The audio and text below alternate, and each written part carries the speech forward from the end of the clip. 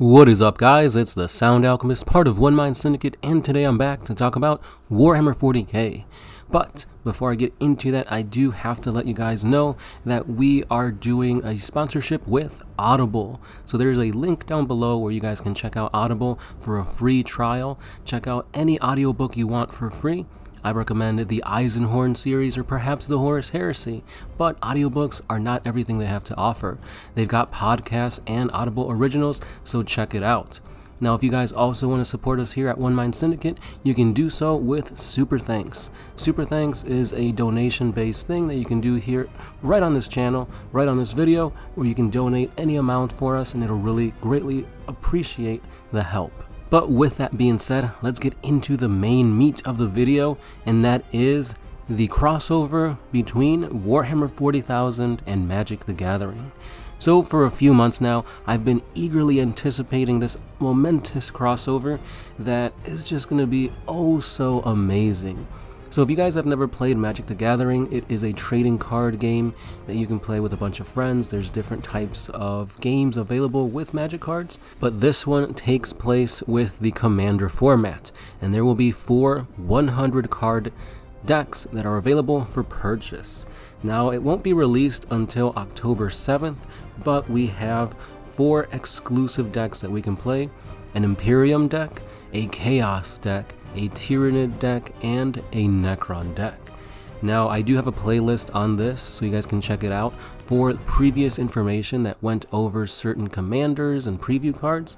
But for this one, we're going to get into 4 or 5 revealed cards that you can use as a commander for your deck.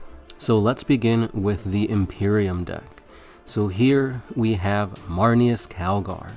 2 generic mana, a white, a blue, and a black for this 3/5 legendary creature Astartes Warrior. He has double strike, meaning when he attacks, he deals twice that damage. But that's not all, for he has Master Tactician. Whenever 1 or more tokens enter the battlefield under your control, you draw a card. And that's really great because he has the Chapter Master ability, which costs 6 generic mana. You create 2 2/2 white Astartes creature tokens with Vigilance. So that's really great. So basically, you play Calgar. Once you have the mana for it, you create 2 tokens, and it allows you to also draw 2 cards. So it's very synergistic. You're going to have blockers on the field, attackers on the field, and you're going to refill your hands with his ability. In my opinion, I think this Calgar is a better commander than Inquisitor Greyfax that we have seen before, because it's more synergetic. We see what this style deck is trying to do, and that is flood the board with token creatures that you can attack and defend with, since they have Vigilance. Next up, we have one of my favorite arts, and that is for Bellacor, the Dark Master. This one's a little bit more difficult to compare with Abaddon the Despoiler because they're both pretty great cards, but let's see what Bellacor has to offer. It is 3 generic, a black, a red, and blue mana for a 6/5 legendary creature, Demon Noble. He has flying, of course, and he has the Prince of Chaos ability. For when Bellacor the Dark Master enters the battlefield, you draw X cards and you lose X life, where X is the number of demons you control. That is really great because it creates sort of a demon tribal deck that you want to have. So the more demons that are on the field, the more life you take, yes, but the more cards you draw. And he has the Lord of Torment ability. For whenever another demon enters the battlefield under your control, it deals damage equal to its power to any target. That is amazing because it also synergizes with Abaddon the Despoiler's card, and dealing damage to any target is great. If there's a threat on the field, be it planeswalker or creature, you can deal damage to it, or you can just smack somebody right in the face. We all know how strong Purphoros is, and this is just pretty much the same thing, except Purphoros deals 2 damage for any creature you put on the field, but this is dealing the demon's power, so really, really great. Just beautiful art. I want to say that again. Beautiful art. Next up, we come to the Necrons, and we have none other than Emotech the Stormlord. 2 black for a 3/3 legendary artifact creature. So the interesting thing about the Necrons is that they're kind of the odd man out, because they're only a 1 color deck, black, but they have synergy with artifacts, which is really great. So let's see what this guy can actually do. He has the Pharaon ability, which means that whenever one or more artifact cards leave your graveyard, you create 2/2/2 Black Necron Warrior artifact creature tokens.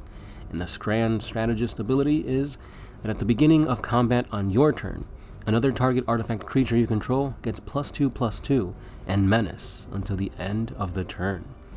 So this one is another token generation strategy that deals with recursion in the graveyard. Essentially, the Necrons are going to play like zombies.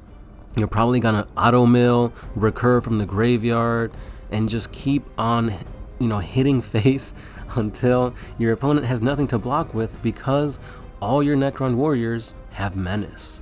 So this is a really great card, and it's not that expensive considering like the 6 mana for Bellacor and the 5 mana for Calgar. This one's only 4 mana to put out, so this is a really great card for the Necron.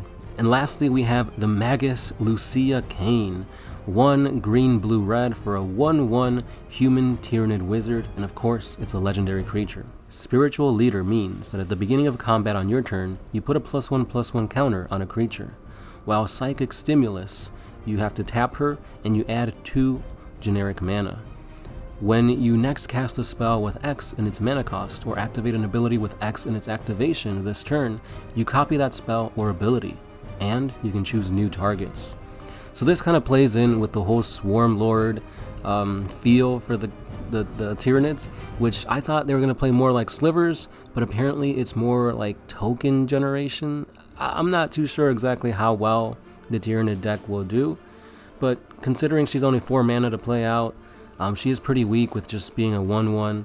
I don't know if this is as great as it sounds. I mean, yeah, you tap her, you get some mana at the beginning of combat, you put counters on your creatures, but I don't know. I think I'll wait to see what the third commander option in this deck would be before making any judgments. But right now, I just don't feel like she's a powerhouse like the other previous cards. Now, they decided to give us a freebie by showing a card that is available in the Chaos deck, and that is a Noise Marine. 4 and a red for a 3/2 Astartes Warrior. He has Cascade, which is pretty cool because basically what that means is you get to mill cards from the top of your deck until you cast a card with equal or lesser value for free. So depending on what the luck of the draw is, you get some pretty cool things. Cascade really fits well with Chaos because it's a chaotic mechanic. You don't know what's coming. And then we have his regular ability, Sonic Blaster. When Noise Marine enters the battlefield, it deals damage equal to the number of spells you've cast this turn to any target. So this seems to be kind of like a Spell Slinger deck. I mean, Noise Marine is already 5 mana to cast, so chances are you've probably only played maybe one other spell this turn. So it's not that great, but it's just a little icing on the cake, I guess you could say. And that's pretty much all I have for today, guys. There are going to be a ton of reveals coming. We have reveals for the Tyrannids tomorrow. We have reveals for, I believe it's the Imperium the day after that, and then Chaos, and then Necrons. So the link to the Magic the Gathering site is there, so if you guys want to see all the reveals, all the people that are showing spoiler images and whatnot, check it out, because there is a ton to look forward to with these decks. I cannot wait. But with that being said, guys, that's all I have for today. As always, check out Audible. Support us with Patreon, or just liking, sharing, commenting, or maybe you can do a little bit of a super thanks. That'd be greatly appreciated. And with that being said, this has been the Sound Alchemist, part of One Mind Syndicate, and I'll catch you guys in the next one. Peace.